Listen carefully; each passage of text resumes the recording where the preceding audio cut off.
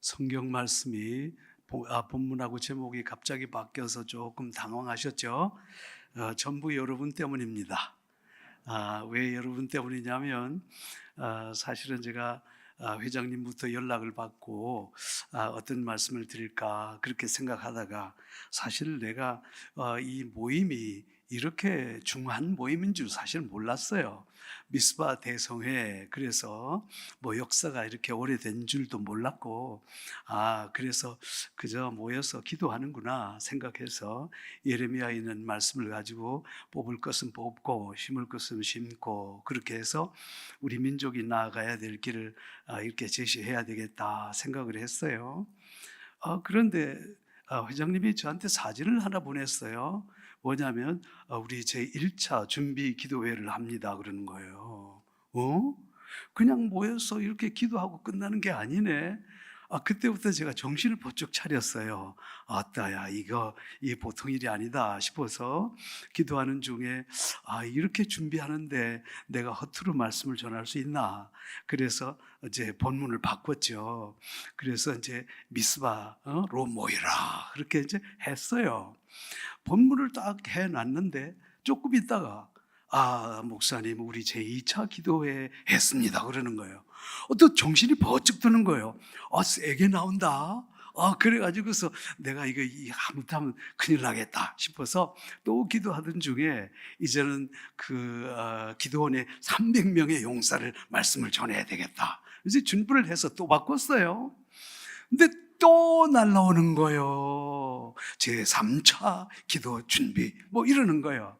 이게 보통 집회가 아니구나 생각해 보니까 세상에 27주년, 더군다나 고신 합동 통합 세계 교단이 이렇게 참 연합해서 이런 집회를 한다는 그런 얘기를 듣고 세게 나온다.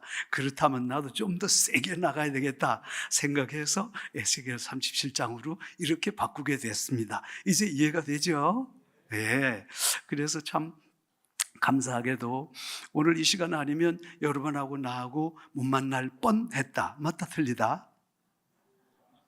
뭐 이렇게 맞습니다 할 것도 없고 맞다 그러면 돼요. 사실 이 시간 아니면 여러분하고 나하고 어떻게 만나겠어요. 그래서 참 제가 굉장히 충격을 먹었어요. 어떻게 27년에 전에 이 세 교단이 하나가 되기 위해서 이런 일들을 했나. 이거는 어마어마한 일이고 이건 굉장히 역사적인 일이다 그렇게 생각하고 제가 갑자기 우리 부산이 자랑스럽게 그렇게 됐습니다.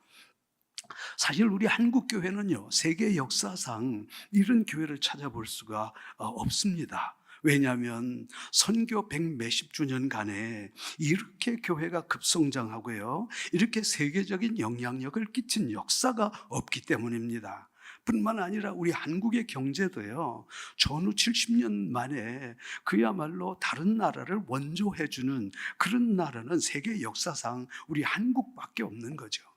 그야말로 우리 한국교회, 한국의 역사와 또 한국의 이 교회는 황금기를 누렸다 그렇게 볼 수가 있습니다. 그러나 언제부터인가, 특히 2010년부터 점점 한국교회의 어떤 위기가 우리 속에 피부에 와닿게 된단 말이에요. 2010년부터 2020년 그 10년 사이에 우리 기독교 인구가 200만 명이 감소가 됐다는 거예요. 이건 엄청난 얘기거든요. 그런데 코로나19로 옴으로 말미암아 더 큰 타격을 받게 됐는데 교회가 약 6만 개가 이 땅에서 없어졌다는 거죠. 여러분 한번 상상해 보세요. 우리는 피부로 느끼지 않지만 이 한국교회가 당한 이 위기는 감당할 수가 없는데요. 그렇게 해서 이제는 이 코로나19로 인해서 어마어마한 교회가 타격을 받고 거의 그야말로 농촌교회를 중심으로 해서 미자리 교회가 거의 이렇게 타격을 받은 그런 하나의 위기 속에 있다 그렇게 생각을 하면 되겠습니다. 그런데 이 한국교회 위기는 우리가 생각하는 것보다 훨씬 강도가 높습니다. 왜 그러냐면요, 여러분 보세요. 오늘날에 이 교회가 유지되기 위해서는 주일학교가 유지되어야 됩니다. 그런데 한 통계에 의하면 우리 교회는 있는데 주일학교가 없는 교회가 이 땅의 60%나 된다는 거죠. 다시 말해서 이게 60%나 줄었다는 얘기는 앞으로 여러분 10년 뒤를 생각해 보면 인구가 우리 교회가 그야말로 60%가 준다라고 얘기를 해도 틀림이 없다. 이렇게 본다면 이 한국 교회가 위기가 얼마나 대단한가라는 것을 느낄 수가 있습니다. 제가 초등학교 다닐 때, 제가 주일학교를 다닐 때만 해도요, 우리 반에는요 60명 가운데 적어도 20명은 교회를 다녔어요. 그리고 우리가 교회를 다녔을 때는 그야말로 그 가운데서 교회를, 예를 들어서 성탄절이나 부활절이나 교회를 안 다녀본 애들이 없는 그런 상황이었어요. 그런데 지금 어느 정도 되는 줄 아십니까? 여러분, 한 반에 30명이 있다면 그 30명 가운데 1명 내지 2명만 교회를 다닙니다. 이건 아주 엄청난 사건입니다. 만약에 10년이 지나면 어떻게 될까요? 여러분 보세요. 전 인구의, 한국의 인구의 겨우 3% 내지 4%가 교회를 다닌다라는 것은 주일학교가 없는 것과 오늘의 상황과 아주 밀접한 관계가 있다는 거예요. 앞으로 우리가 사실은 10년 뒤에 한국 교회가 어떻게 될 것이냐, 이거는 상상을 초월할 정도로 아주 엄청난 하나의 위기가 아닐 수가 없습니다. 거기에다가 인구 전력에 의해서 더 이상 자녀들을 낳지 않습니다. 그런데 이 자리는 항상 다른 사람들이 메꾸게 되는데 바로 외국인 노동자들이 메꾸게 됩니다. 그로 말미암아 수많은 모슬렘이라든지 불교 세력이라든지 이런 세력이 점차적으로 우리 민족을 점령해 올 수밖에 없는, 지금도 여러분 제가 살고 있는 김해에 가보면 심각합니다. 길거리 가보면요 외국인들이 가득 차 있습니다. 여러분 보란 듯이 모스크가, 그 다음에 이슬람 사원이 딱 김해에 서 있습니다. 보란 듯이 베트남에 여러분 불교 절이 보란 듯이 김해에 판을 치고 있습니다. 여러분, 우리가 생각하는 것보다 훨씬 더 앞으로 다가올 10년 내지 20년 뒤에는 엄청난 그런 문제들이 발생할 것은 틀림이 없다, 그렇게 볼 수 있습니다. 지금 현재 우리 기독교 인구를 약 11%라고 통계가 얘기를 하고 있습니다. 그런데 한번 보셔요.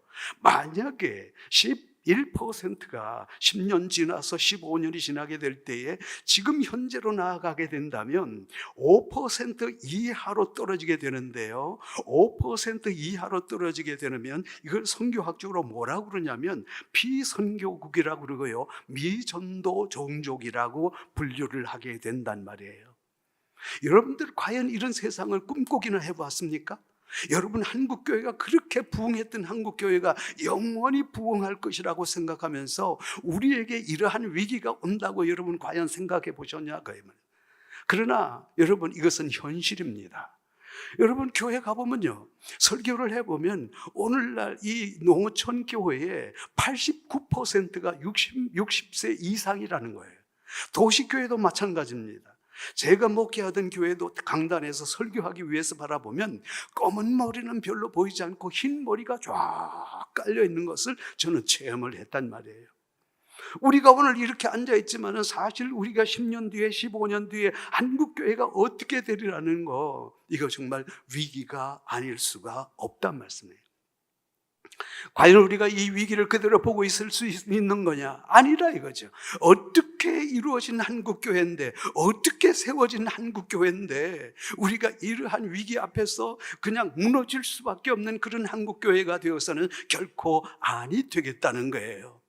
그러나 우리의 역사를 바라보게 될 때는 항상 그 위기가 있을 때마다 그 믿음에 있는 사람들이 일어나서 기도함으로 여러분 나라를 새롭게 한 역사가 얼마든지 있습니다. 여러분, 오늘 참으로 사무엘이 미스바로 모여라, 그리고 우리가 나라를 새롭게 하자고 그러잖아요. 그 운동을 통해서 나라를 새롭게 하고 기도원 300명의 용사를 통해서 나라가 또 새롭게 되는 그런 놀라운 역사가 있지 않습니까?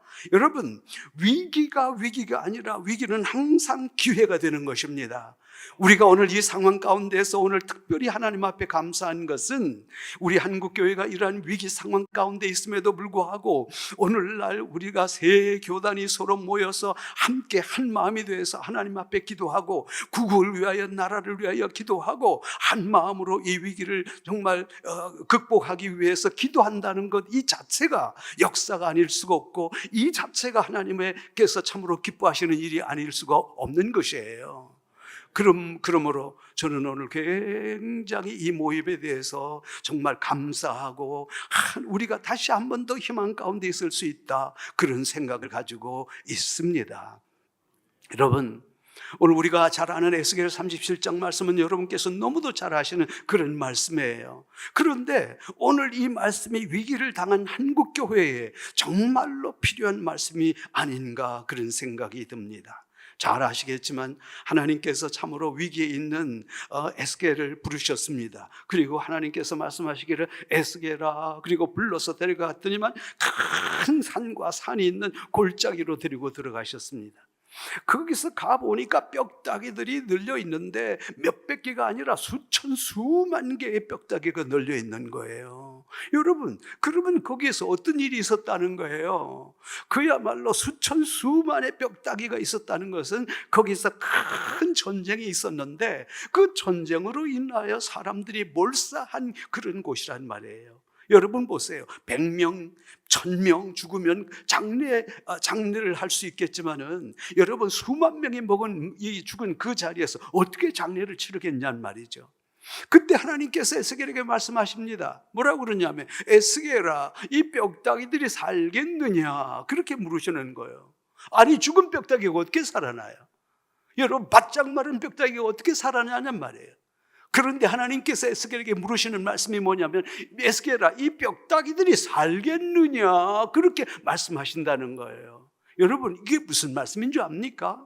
하나님께서 비록 뼈다귀처럼 보이지만은 그러나 너희들을 살리시겠다고 하는 하나님의 의지가 그 속에 담겨 있는 거예요. 그럴 때 에스겔이 그럽니다. 주 여호와여, 주께서 하시나이다. 여러분, 아니 뼈다귀가 살겠느냐 죽겠느냐, 살겠느냐 물었으면 살겠습니다, 아니면 아니 못 살겠습니다 라고 얘기를 하면 될 텐데 주 여호와여 주께서 아시나이다, 이게 무슨 애매한 소리를 합니까? 그런데 여러분 잘 아셔야 됩니다. 주 여호와여 주께서 아시나이다라는 말은요, 이스라엘 사람들이 쓰는 관용어예요. 이 관용어인데 이스라엘 사람들에게는 아주 잘 알아요. 이게 무슨 뜻인 줄 알아요? 나는 할 수 없어도 주님은 하실 수 있습니다, 그 말씀이에요. 그러므로 에스겔은요, 하나님의 이 의지를 아신 거예요. 하나님께서 하나님의 의지를 알아.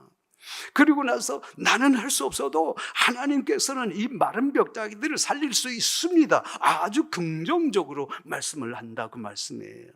그런데 여러분, 오늘 본문 말씀을 보면 아주 이상한 현상이 있습니다. 하나님께서 계속해서 물으십니다. 살아나리라, 살아나리라. 여러분 성경 1210쪽 한번 펴보십시오. 그래서 에스겔 37장 우리 1209쪽 1210쪽 우리가 말씀을 같이 한번 읽어가기를 원합니다. 자, 우리 3절 다 같이 띄울 수 있으면 같이 좀 띄워주세요. 다 같이 시작. 그가 내게 이르시되 인자야, 이 뼈들이 능히 살 수 있겠느냐 하시기로 내가 대답하되 주 여호와여 주께서 하시나이다. 이 뼈들이 능히 살 수 있겠느냐, 그렇게 말씀을 한단 말이죠. 자, 5절 말씀입니다. 다 같이 주 여호와께서 이 뼈들에게 이같이 말씀하시기를 내가 생기를 너에게 들어가게 하리니 너희가 살아나리라. 6절 말씀입니다. 너희 위에 힘줄을 두고 살을 입히고 가죽으로 덮고 너희 속에 생기를 넣으리니 너희가 살아나리라 그랬어요. 자, 계속 하나님께서 말씀하십니다. 이제 우리가 9절 또 봅니다. 또 내게 이르시되 인자야, 너는 생기를 향하여 대언하라. 생기에게 대언하여 이르기를 주 여호와께서 이같이 말씀하시기를 생기야, 사방에서부터 와서 이 죽음을 당한 자에게 불어서 살아나게 하라. 10절 말씀입니다. 이에 내가 그 명령대로 대언하였더니 생기가 그들에게 들어가며 그들이 곧 살아나서 일어나서는데 극히 큰 군대더라 그랬습니다. 12절 말씀입니다. 그러므로 너는 대언하여 그들에게 이르기를 주 여호와께서 같이 말씀하시기를 내 백성들아 내가 너희 무덤을 열고 너희로 거기에서 나오게 하고 이스라엘 땅으로 들어가리라. 13절 말씀입니다. 내 백성들아 내가 너희 무덤을 열고 너에게로 나오게 한즉 너희는 내가 여호와인 줄을 알리라. 14절입니다. 내가 또 내 영을 너희 속에 두어 너희가 살아나게 하고 그랬어요. 여러분, 오늘 이 본문 말씀을 자세히 보세요. 얼마나 놀라운 말씀입니까? 하나님은 한 번 말씀하는 게 아니에요. 하나님은 계속해서 살아나고 살아나고 살아나고 살아나고 살아나고 살아나고. 무슨 말씀입니까? 비록 뼈다귀 같이 살아가는 너희들인즉 내가 너희들을 살려내리라, 그 말씀이에요. 하나님의 의지입니다. 그런데 이 본문 말씀을 읽어가면 또 놀라운 일이 하나 있습니다. 이상한 일이 하나 있다는 말씀이에요. 4절 같이 한번 읽어갑니다. 또 내게 이르시되 너는 이 모든 뼈에게 대언하여 이르기를 너희 마른 뼈들아 여호와의 말씀을 들을지어다 그랬어요. 자, 이제 우리 7절 말씀입니다. 시작. 이에 내가 명령을 따라 대언하니 대언할 때에 소리가 나고 움직이며 이 뼈 저 뼈가 들어맞아 뼈들이 서로 연결되더라. 9절. 또 내게 이르시되 인자야 너는 생기를 향하여 대언하라. 생기에게 대언하여 이르기를, 이렇게 되어 있습니다. 10절입니다. 시작. 이에 내가 그 명령대로 대언하였더니 생기가 그들에서 들어가며 그들이 곧 살아나서 일어나서는데 극히 큰 군대더라. 12절 시작. 그러므로 너는 대언하여. 여기까지입니다. 이상하지요? 참 이상하지요? 여러분, 오늘 이 본문 말씀을 보면 계속해서 두 가지 단어가 나타나게 되는데, 첫 번째는 하나님께서는 계속해서 대언하라 대언하라 대언하라 대언하고 대언하고 대언하라. 또 하나님께서는 아니요 살아나리라 살아나리라 살아나리라. 그리고 또 하나님께서는 에스겔에게 말씀하시기를 대언하라 대언하라 대언하라 대언하고 대언할 때에 대언. 여러분, 왜 이럴까요? 왜 하나님께서는 계속해서 살아나리라 말씀하시고 하나님께서 왜 계속해서 대언하라 말씀하실까요? 여기에는 중요한 의미가 있습니다. 그것은 뭐냐? 하나님은 우리를 회복하실 때 일방적으로 회복하시지 않는다는 거예요. 하나님께서는 항상 우리를 회복할 때에 하나님의 의지와 우리의 의지가 결합될 때 역사가 일어나는 줄로 믿습니다. 그렇습니다. 여러분 한번 생각해 보세요. 이 세상의 모든 이치가 그렇습니다. 항상 두 가지의 의지가 결합될 때 역사가 일어나는 거지 일방적인 역사는 결코 안 일어난다는 거죠. 예를 들어 볼까요? 여러분, 하늘에 구름이 있잖아요. 번개와 천둥. 그것도요 그냥 되는 게 아니에요. 항상 하늘에는 구름도 전극을 가졌는데 플러스 전극과 마이너스 전극을 가진 두 개의 구름이 있습니다. 그런데 플러스는 서로 밀어냅니다. 마이너스는 서로 밀어냅니다. 플러스 마이너스가 만날 때 그때 역사가 일어나는 거예요. 여러분 한번 보셔요. 플러스 구름과 마이너스 구름이 만날 때 거기서 팽창하는 소리가 바로 뭐예요? 이 공기가 팽창하면서 터지는 소리가 천둥이고 거기서 나오는 엄청난 파워, 빛이 뭐예요? 번개인 거예요. 하늘에 떠 있는 구름도 플러스와 마이너스 만날 때 거기에서 다이나믹이 일어나는 것이에요. 역사가 일어나는 거지. 여러분 보세요. 플러스만 가지고 되는 일이 없어요. 마이너스만 가지고 되는 일이 없어요. 항상 플러스와 마이너스가 만나야 역사가 일어나는 줄로 믿습니다. 하나님의 뜻도 마찬가지예요. 이 세상의 모든 이치가 다 마찬가지예요. 여러분 한번 생각해 보세요. 여기 있는 사람 다 여러분 부모잖아요. 우리 모든 부모들은 자식들이 잘 되기를 바라요. 그러나 아무리 부모가 열정을 가지고 자식들을 키우려고 해도 그 자녀들 속에 의지가 없다면 절대로 역사는 안 일어납니다. 무슨 말씀일까요? 부모의 의지와 자녀의 의지가 서로 만날 때 역사가 일어나는 것이에요. 이 세상에 있는 모든 교회도 마찬가지예요. 여러분 보세요. 아무리 담임 목사님의 마음이 뜨겁고 아무리 담임 목사님이 교회에 대한 뜨거운 그런 심장을 가지고 있더라도 성도들 속에 의지가 없다면 그 교회는요 역사는 안 일어나는 법이에요. 다시 말해서 담임 목사의 의지와 우리의 성도들의 의지가 결합이 돼야 여러분 여기에 역사가 일어나는 것이다, 그 말씀이에요. 하나님의 의지도 마찬가지입니다. 아무리 하나님께서 우리를 살리시고 아무리 하나님께서 우리의 영혼을 살리시려 하더라도 하나님의 의지와 우리의 의지가 결합되지 않으면 역사가 일어나지 않는다는 거예요. 한번 따라해 볼까요? 여러분, 자, 부모님의 의지, 손 좀 올려봐요. 손 좀 올려보라니까. 부모님의 의지, 자녀의 의지, 하나 둘 셋, 두 개가 마주쳐야 역사가 일어나는 거지. 그렇잖아요. 한 번 더 따라 할까요? 담임 목사님의 의지, 성도들의 의지, 하나 둘 셋, 역사가 일어나는 거예요. 다 같이 하나님의 의지, 우리의 의지, 시작! 역사가 일어나는 거예요. 이 세상의 모든 이치가 그렇습니다. 그런데 오늘 하나님은 계속해서 말씀하시는 거예요. 너희가 살아나리라, 살아나리라, 살아나리라, 살아나리라. 하나님께서 또 에스겔에게 말씀하신단 말이에요. 대언하라, 대언하라, 대언하라, 대언하라, 대언하고 대언할 때에 여러분 보세요. 하나님께서는 하나님의 가슴은 항상 뜨겁습니다. 하나님의 가슴은 항상 우리가 회복되어 건강한 존재로 살아나기를 원하신다고 말씀해요. 그러나 우리 속에 의지가 없을 때 하나님께서 일방적으로 역사하시지 않는다는 거예요. 오늘 우리 한국교회는 그야말로 위기를 앞두고 있습니다. 이런 상황 가운데서 이게 자연스러운 현상이니 뭐니 하면서 넋놓고 있을 그때가 아니라는 사실입니다. 움직이는 자, 거기에 대해서 준비하는 자, 거기에 대해서 그야말로 열정을 가진 그 사람을 통하여 교회는 일어나는 법이지, 열정이 없는 교회를 통하여, 열정이 없는 지도자들을 통하여, 열정이 없는 목사들을 통하여, 열정이 없는 장로들을 통하여, 열정이 없는 성도들을 통하여 역사가 일어나는 법은 절대로 없는 법이에요.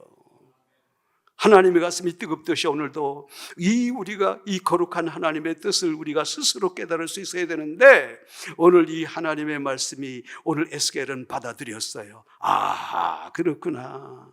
하나님께서 우리를 이렇게 회복하시기를 원하시는구나. 그리고 난 다음에 하나님께서 대언하라고 그러니까 가서 말씀을 전하는 거예요.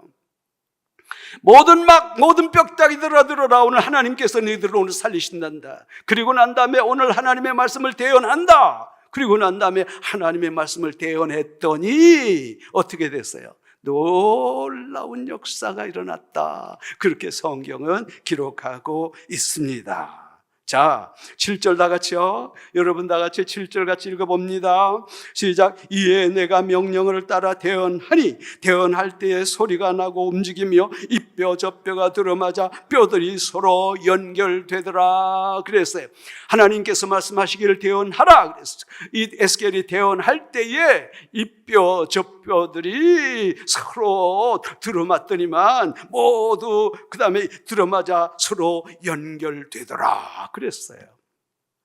여러분, 지금까지 모든 뼈다귀들이 흩어져 있었습니다.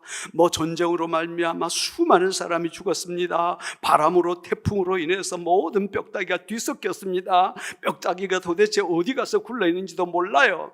그런데 하나님의 사자가 말씀을 전합니다. 오늘 대언할 때 하나님의 말씀을 전할 때에 어떤 일이 일어났다고 그래요. 모든 뼈들이 모두 제자리로 들어맞았더라, 그 말씀이에요.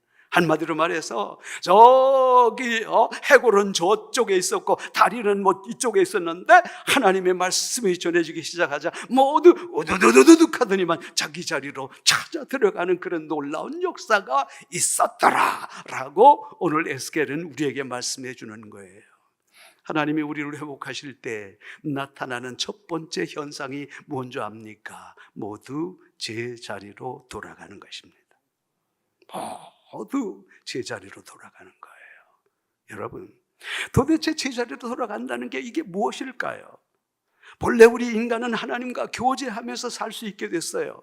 그런데 인간은 하나님이 되겠다고 작정을 했어요. 선악과라는 것이 무엇입니까? 나도 하나님이 될 수 있다는 거예요. 거기에 속았어. 그런데 하나님을 이제는 하나님 필요 없어도 돼. 이제 필요 없어. 그리고 난 다음에 죄 가운데 자기가 왕이 되고 자기가 하나님이 되는 그 상황 가운데 있게 되자 어떻게 됐어요? 거기에 대한 것은 죽음일 수밖에 없는 거예요. 자, 이렇게 됐잖아요. 그래서 모두 다 흐트러진 그런 인생이야. 그러나 오늘 제자리로 돌아간다는 것은 오늘 우리 제일 먼저 모든 사람들이 하나님 앞으로 돌아오는 그런 역사, 그것을 우리에게 말씀해 주는 거예요. 여러분, 그렇습니다. 하나님께서 우리를 회복하실 때 놀라운 일이 벌어지게 되는데, 그것은 모두 하나님을 떠났던 사람들이 하나님 앞으로 돌아오는, 그야말로 하나님께서 우리의 주인이 되시는 그 자리로 모든 사람들이 돌아오는 그런 큰 역사가 있었더라라고 말씀해 주고 있는 거예요. 하나님이 우리를 회복하실 때 우리 속에는 이런 제자리로 돌아가는 역사가 있습니다. 하나님께서 우리를 회복하실 때는요, 목사는 목사의 자리로 돌아갑니다. 장로는 장로의 자리로 돌아갑니다. 권사는 권사의 자리로 돌아갑니다. 성도는 성도의 자리로 돌아가고, 아버지는 아버지의 자리로 돌아가고, 어머니는 어머니의 자리로 돌아가고, 학생은 학생의 자리로 돌아가고, 모든 사람들은 하나님의 자리로 돌아가는 거룩한 역사가 있는 줄로 믿습니다. 오늘 이 시대에 많은 사람들이 그야말로 한국교회는 위기라고 얘기하지만, 그러나 성경에서는 위기란 말을 쓰지는 않습니다. 성경에서는 어떤 상황 가운데서도 하나님께서 우리를 회복하신다고 하는 말씀을 주실 뿐만 아니라 다시 한 번 더 한국교회가 일어설 수 있는데, 그것은 바로 뭐냐? 모든 사람들이 하나님의 자리로 돌아가는 것, 그런 역사가 있어야 될 줄을 우리가 압니다. 그 다음에 어떤 일이 있었습니까? 우리 8절 한번 읽어봅니다. 시작. 내가 또 다 함께 읽어볼까요? 내가 또 보니 그 뼈에 힘줄이 생기고 살이 오르며 그 위에 가죽이 덮이나 그 속에 생기는 없더라. 그랬어요. 하나님께서 역사하시자, 에스겔이 하나님의 말씀을 선포하자 어떤 역사가 있었습니까? 모두 제자리로 돌아가는, 뼈다귀가 모두 제자리로 돌아가는 그런 역사가 있었어요. 그런데 뼈다귀가 제자리로 돌아갔었어도 거기에 힘줄이 없어서 흐느적거리는 바로 그때에 어떤 일이 벌어졌어요? 그 속에 힘줄이 들어갔다, 그렇게 얘기합니다. 여러분, 힘줄이 들어갔다는 것은 흐느적거리던 것이 완전히 하나가 됐다는 말씀이에요. 우리의 신앙을 하나로 될 수 있는 것이 바로 무엇일까요? 흩어진 마음들이 하나 될 수 있는 것이 바로 무엇일까요? 힘도 없는 그런 사람들이 힘이 생기는 그런 것이 무엇일까요? 우리 한번 같이 따라서 하십시다. 기도의 힘줄. 조금 힘을 줘서 얘기하십시다. 기도의 힘줄. 하나님께서 교회를 회복하시고 하나님께서 성도를 회복하시게 될 때에 첫 번째 나타나는 현상이 뭐냐면 바로 우리 속에 기도의 힘줄이 생긴다는 거예요. 여러분, 세계 모든 역사, 기독교의 모든 역사를 한번 연구해 보십시오. 그 속에 첫 번째 나타나는 현상이 바로 뭐냐? 기도의 능력이 나타나기 시작한다는 거예요. 기도하는 교회는 성령 받게 되고, 성령 받게 된 교회는 넘쳐나게 되고 힘있게 되는데, 제가 오늘 여러분에게 정말로 감사한 것이 바로 뭐냐? 27년이라는 세월 동안을 우리가 한 마음으로, 부산에서 한 마음으로 우리가 구국을 위해서, 나라를 위해서 기도하자, 이것처럼 귀한 그런 역사가 없는 줄로 믿습니다. 여러분 보세요. 기도의 능력을 절대로 우리가 과소평가해서는 아니 되는 거예요. 오늘 그냥 아무 힘도 없고 널브러져 있던 그 속에 하나님께서 함께 하시자 그 모든 마음이 하나님을 향하게 됩니다. 뿐만 아니라 그 속에 기도의 능력이 나타나기 시작하는 거예요. 여러분 보세요. 오늘 이후에 우리가 정말로 기도를 통해서 오늘 27년이 아니라 30년, 40년 계속해서 우리가 기도의 역사가 일어나기를 간절히 바랍니다. 그 다음에 어떤 일이 일어났을까요? 그 속에 이 뼈가 들어맞더니만 기도의 힘줄이 생기고, 그 다음에 8절 또 다시 읽어갑니다. 시작. 내가 또 보니 그 뼈에 힘줄이 생기고 뭐가 오르며? 뭐가 오르며? 살이 오르며 그랬어요. 여러분, 제자리만 들어갔다고 해서 이게 인간이 아니에요. 그 속에 힘줄이 들어갔다고 해서 여러분 그게 인간이 아니에요. 회복된 인간이 아니에요. 아직 그 비쩍 말라 있는 거예요. 그러나 그 속에 뭐가 붙었더라? 살이 붙었더라 그랬어요. 저를 한번 따라서 하실까요? 말씀의 살. 말씀의 살. 오늘 이 말씀은 단순하게 뼈다귀가 새롭게 되고 자기 자리로 돌아가는 그것을 말하는 게 아니에요. 오늘 말씀은 전부 영적인 말씀입니다.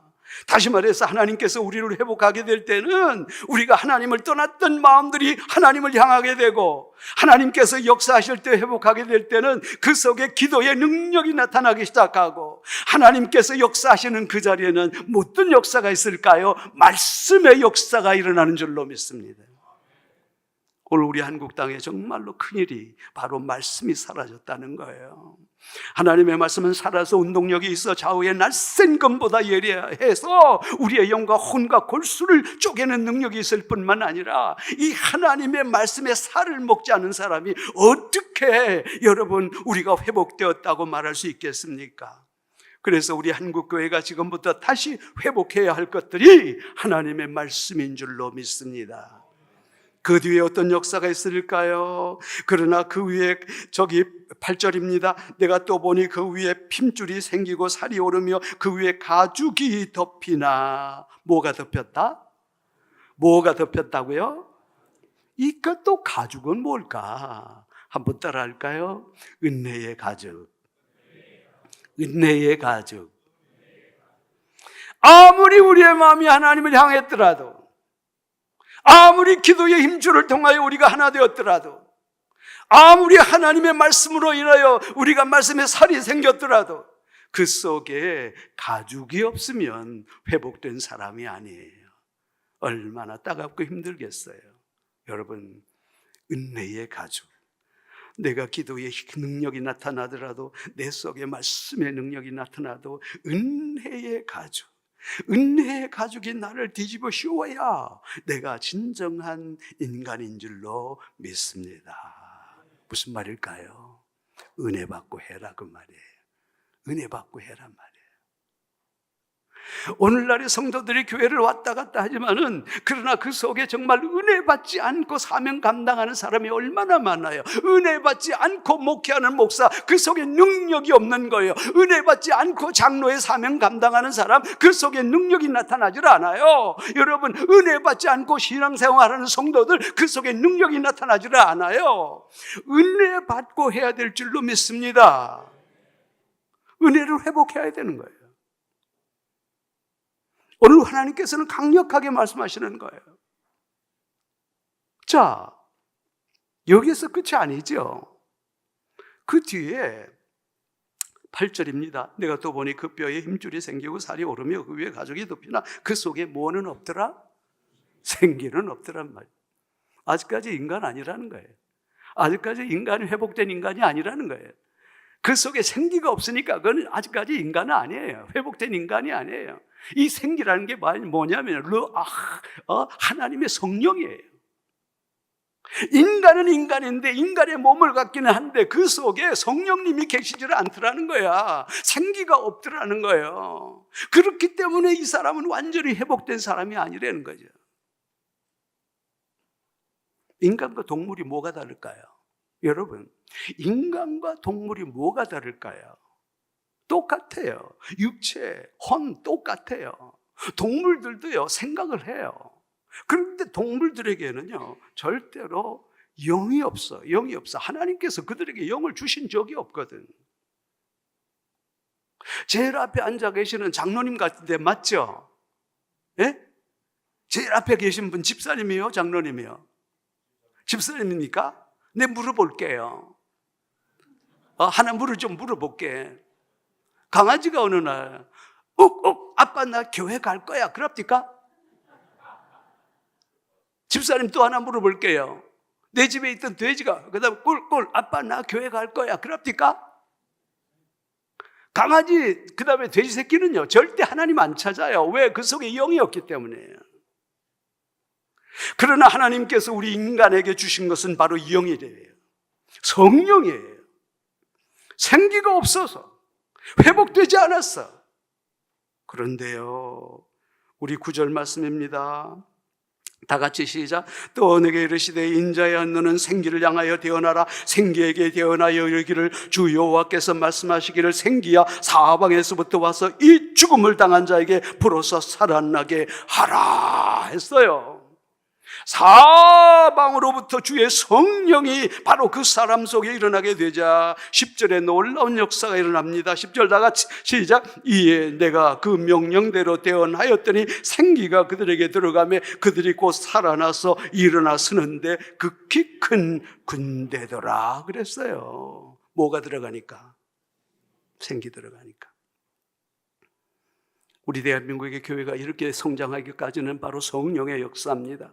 그런데 오늘날 이 교회 문 속에 참으로 말씀도 없을 뿐만 아니라 성령의 역사가 일어나질 않는단 말이에요. 성령을 알기를 아주 우습게 알고 성령의 역사를 부인하는 그런 시대에 우리가 살고 있는 거예요. 그렇지 않습니다. 하나님의 교회는 성령의 역사가 일어나야 될 줄로 믿습니다. 다시 한번 이 부산 땅이 성령의 도시가 되도록 기도해야 할 것입니다. 왜요? 그래야 살아나니까. 그래야 우리의 영혼이 살아나니까. 그런데 오늘 보셔요. 마른 뼈다귀, 도무지 소망이 없는 이때에 하나님께서 말씀하시자 어떻게 됐어요? 모두 하나님을 떠난 사람들이 하나님께로 마음을 향하고 그 속에 기도의 열정이 일어나고 그리고 말씀에 살이 붙고 은혜의 가죽이 붙을 뿐만 아니라 그 속에 성령의 역사가 들어가게 되자 벌떡벌떡 일어서는데 보니까 큰 군대더라 그랬어요. 앞에 집사님, 이 본래 모습이 뭐였습니까? 본래의 모습이 뭐라고 그랬어요? 여러분, 본래의 모습이 뭡니까? 마른 뼈다귀 좋아하네. 뭐가 마른 뼈다귀입니까? 본래 큰 군대지. 여러분, 그렇습니까? 아니 그렇습니까?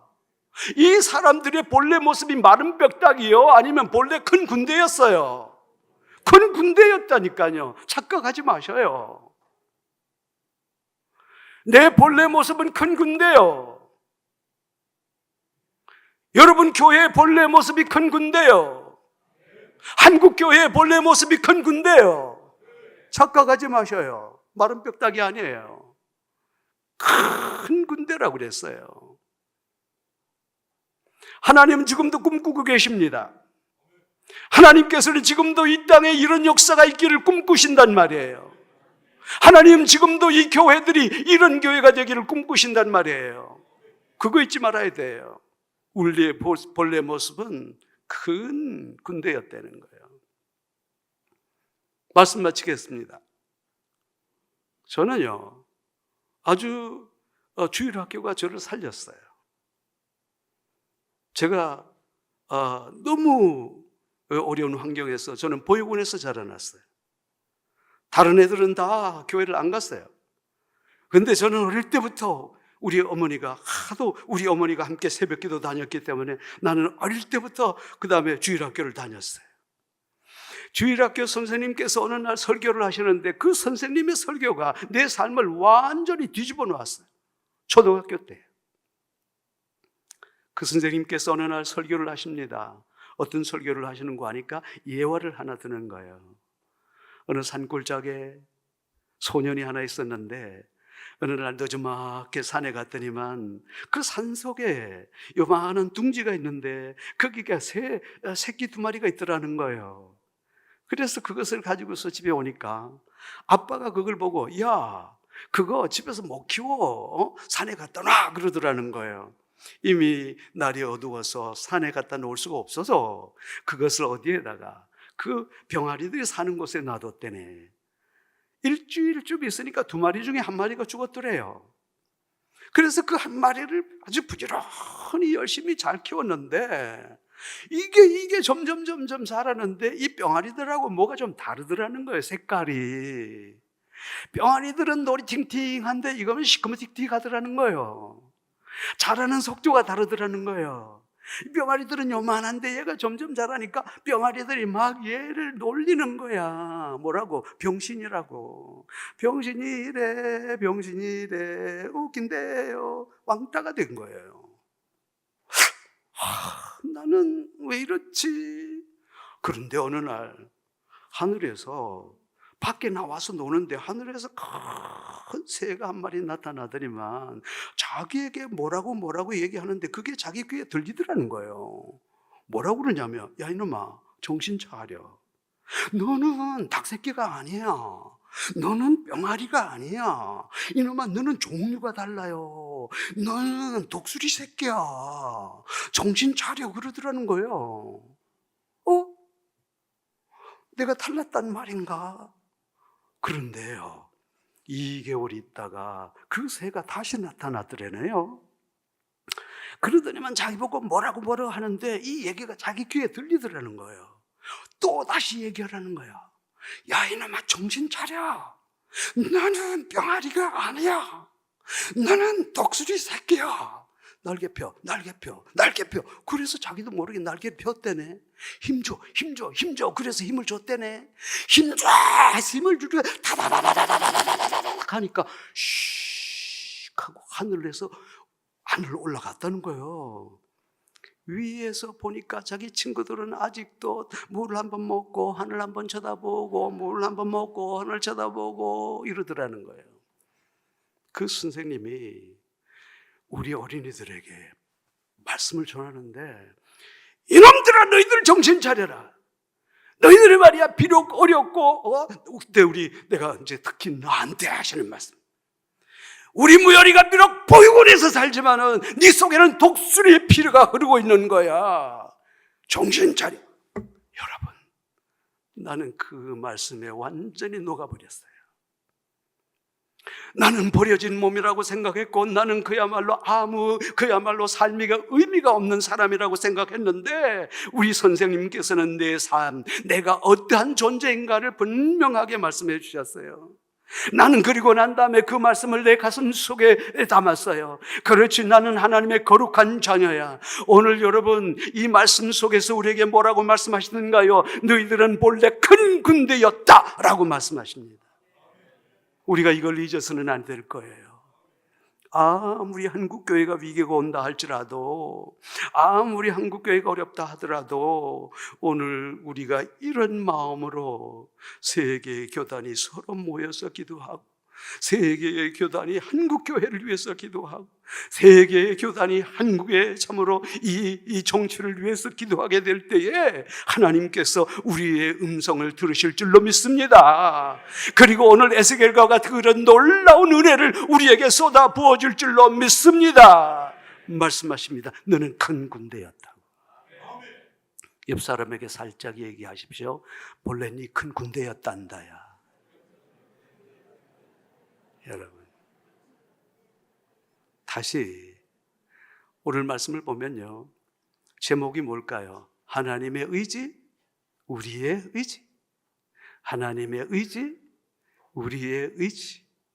오늘 세계 교단이 모여서 서로 기도하게 될 때에 이 우리를 살리시고자 하는, 우리를 회복하시고자 하는 이 하나님의 의지, 이뿐만 아니라 우리의 열정도 불타서 우리가 거룩한 대한민국의 교회를 다시 세우는 그런 위대한 역사가 있기를 원합니다. 기도하겠습니다. 하나님 아버지, 감사합니다. 오늘 대한민국 교회가 참으로 위기를 당하고 있습니다. 그러나 이 위기 가운데 하나님께서는 항상 한국 교회를 살리신다고 말씀하십니다. 오늘 놀랍게도 여기 세계 교단에 참으로 남녀 선교회가 모여서 하나님 앞에 기도합니다. 주여, 참으로 이 에스겔을 통하여 마른 뼈다귀를 회복하여 주신 그 하나님께서 오늘 이곳에 하나님의 성령을 보내주셔서 이 부산 땅이 다시 거룩해질 수 있도록 도와주옵소서. 이 위기를 극복하고 하나님의 거룩한 나라가 될 수 있도록 주여 우리의 기도를 응답하여 주옵소서. 예수님의 이름으로 기도드리옵나이다. 아멘.